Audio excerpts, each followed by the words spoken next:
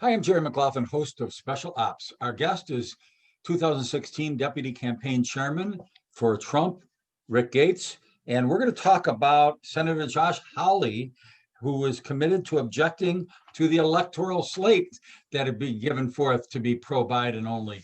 And he's going to tell quite a different story when he objects. Rick, go ahead. Tell us what we know about this breaking news. This is an important development into basically the few paths that the president has remaining to potentially win the election. And the one that we had talked about is members of Congress objecting to the Electoral College count, which will take place on January 6th. In this case, Josh Hawley today came out and confirmed that he would in fact formally oppose the electoral counts in several states. He hasn't designated any states quite yet, but he did say Pennsylvania would be one of them. But most people are speculating that it'll be all the battleground states that had controversial election results.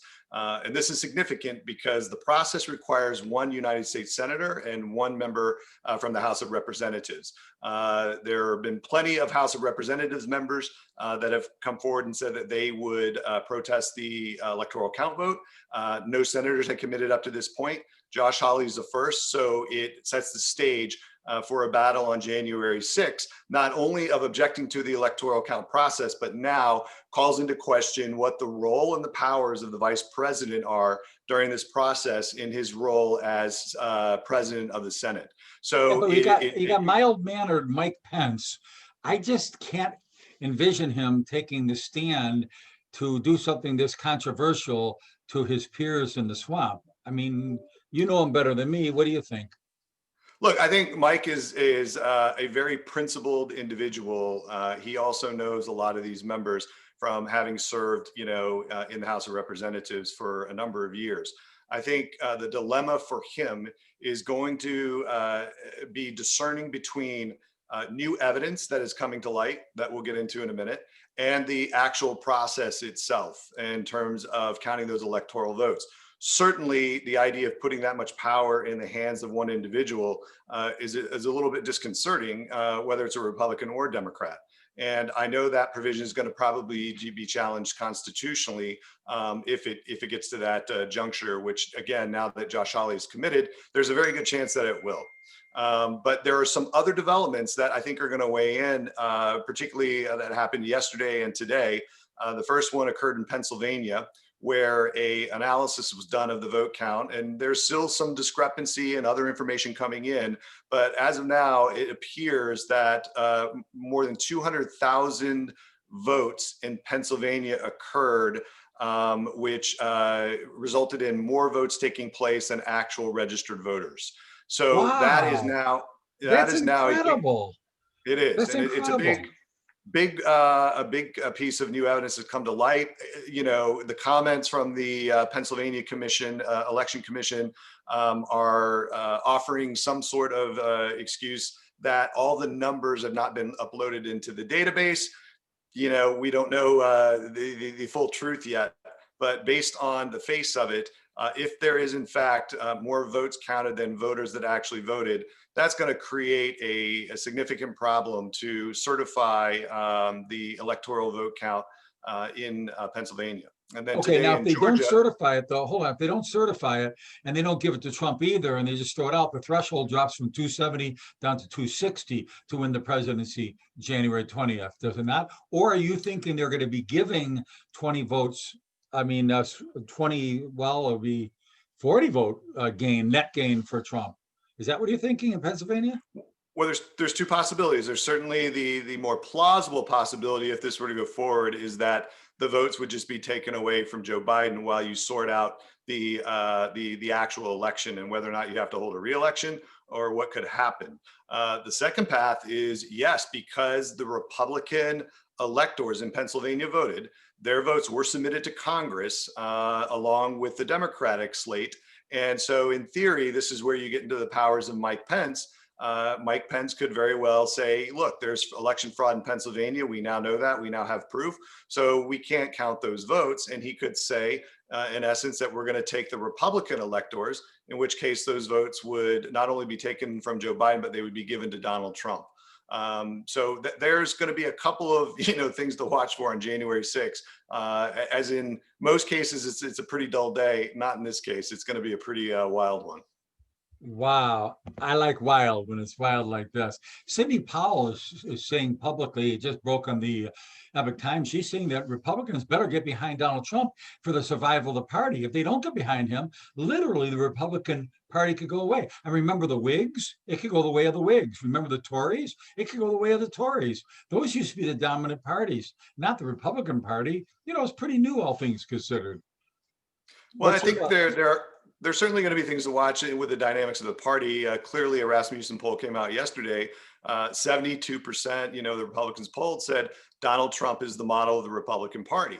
So that puts a lot of people, including Mitch McConnell and some of the political elites in our country, into a very, very difficult position, because if they don't back the president, I think they're going to feel that pain come time of re-election.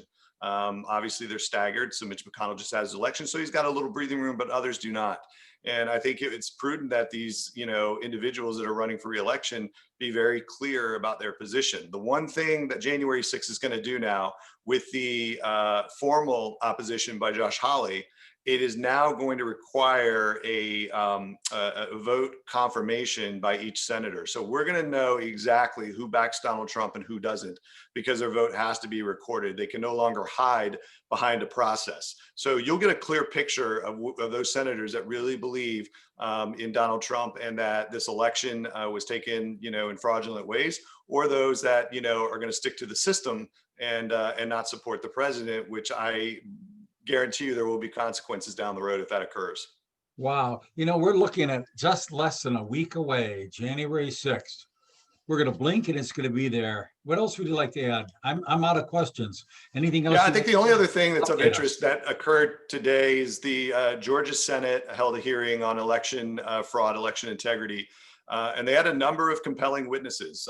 There is, and again, this has got to be verified, but I mean, from what was stated at the hearing, there are approximately 100,000 votes that were illegally submitted, i.e. no matching signatures, signatures not being associated with the registered voter rolls, all kinds of problems that, again, a lot of people believe that the evidence was there, but the crux was trying to go after and get the evidence. This is what's happening. And we've talked about it in the past that, the ultimate opponent to Donald Trump is the clock, not Joe Biden. And so as we get down into the final, minutes, in this case, seconds, this evidence is starting to come to light. And it's going to put a lot of these people, that have supported this idea that there's no election fraud in a very difficult position. The hearing today also had testimony from a witness who, while he was testifying, had indicated that his company had hacked into a Dominion voting machine. And the crux of that argument is that the voting machines are not supposed to have any connectivity either through Wi-Fi or the internet. In this case, it did, which is how they hacked into it. And they were submitting two-way traffic with the machine, which is against the election law in Georgia. So that was quite an embarrassment for the governor and the Secretary of State to have that, come across on live TV. Surely there's going to be a lot more investigation into that.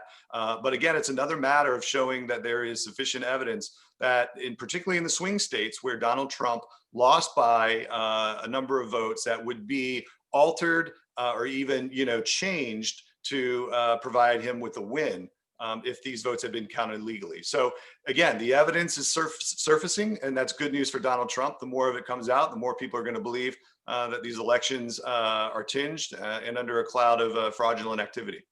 Now, in terms of popular vote, we discussed this before. If you forget about California and New York, where Trump didn't really campaign to speak of because he knew that he was likely to lose those, if you take the other 48 states, Trump won the popular vote, more votes than Biden. Is that correct?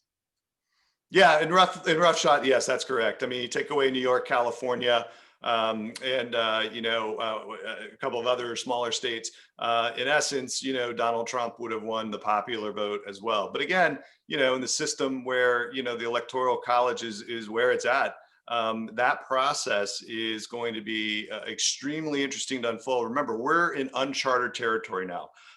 Anything and everything can go, and there's going to be a lot of legal challenges coming up. And this is where I think you're going to see the Democrats starting to get active on the legal side, because now they're starting to see momentum go in Donald Trump's favor, even though they're relying on the process and believe that Biden will be elected on January 6th.